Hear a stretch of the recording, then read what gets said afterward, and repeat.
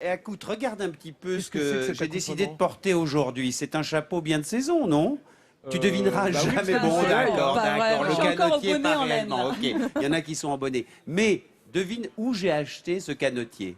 Je sais pas, c'est un chapelier. Eh bien, pas du tout. Dans un café brocante qui se trouve à 2 pas de Vesoul, à Colombier, en Haute-Saône, à quelques kilomètres donc de Vesoul. Et je vous propose tout de suite d'aller faire un tour dans cet étonnant café brocante.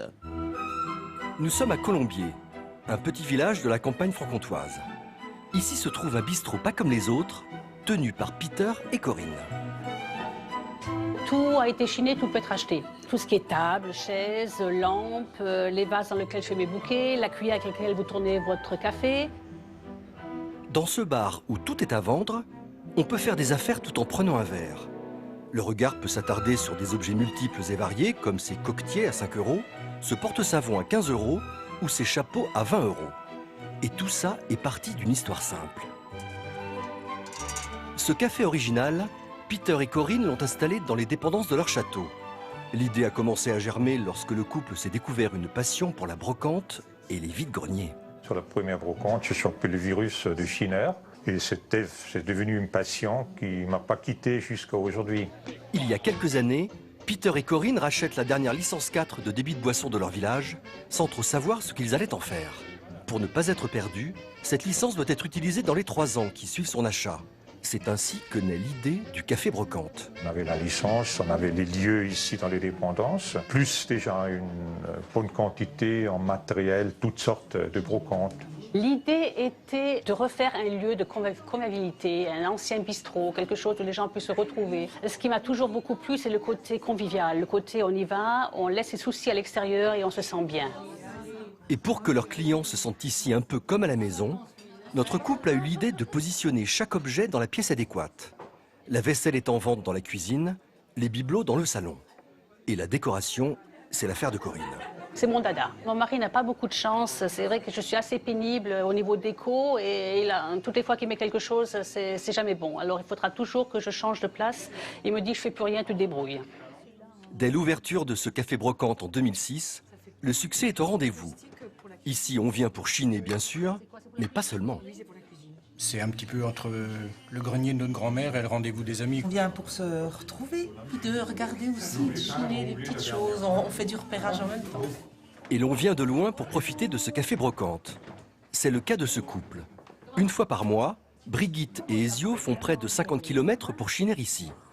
Aujourd'hui, ils sont venus récupérer les chaises sur lesquelles ils étaient assis la dernière fois.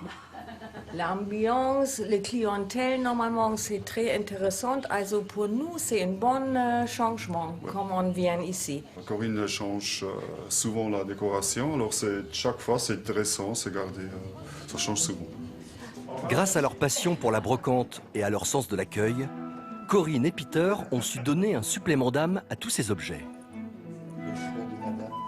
On est amoureux en fait de tous ces articles de la brocante. Tous les articles ont une histoire. C'est trop beau et on est passionné par ça. Pour boire un verre, échanger, partager ou tout simplement chiner, ce café brocante est devenu le symbole d'une ruralité où décidément il fait bon vivre. Ah, c'est étonnant comme endroit, hein. C'est vraiment sympa. Et puis tu vois, j'ai été tenté par une armoire, mais t'as vu, j'ai été plus raisonnable, j'ai simplement acheté le canotier. Et alors, tu as entendu, ce café, il est juste à côté de Vesoul. Et quand on dit, je sais pas pour vous, mais quand on prononce le mot de Vesoul, moi j'ai comme un air qui me trotte dans la tête. Oh bah attends, bien entendu.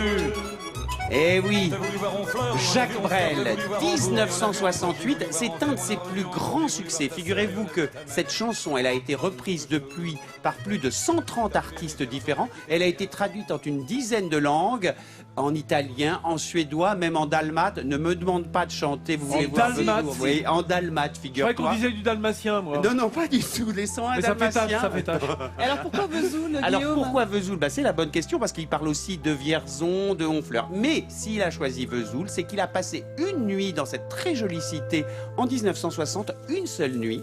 Et une nuit formidable, il s'est amusé avec le patron de l'auberge où il était, avec les clients. Je n'ai pas de détails sur ce qui s'est passé, mais il leur a dit, quand je reviendrai, eh bien, je ne sais pas si je reviendrai, il a dit, mais en tout cas, j'ai envie de consacrer une chanson à Vesoul et ça a rendu les Vésuliens extrêmement fiers puisque leur cité est maintenant fameuse avec cette chanson. Et oui, Vesoul et la Haute-Saône qui sont un peu les départements oubliés de la Franche-Comté. On est ravis de leur rendre hommage à travers cette chronique. Merci Guillaume.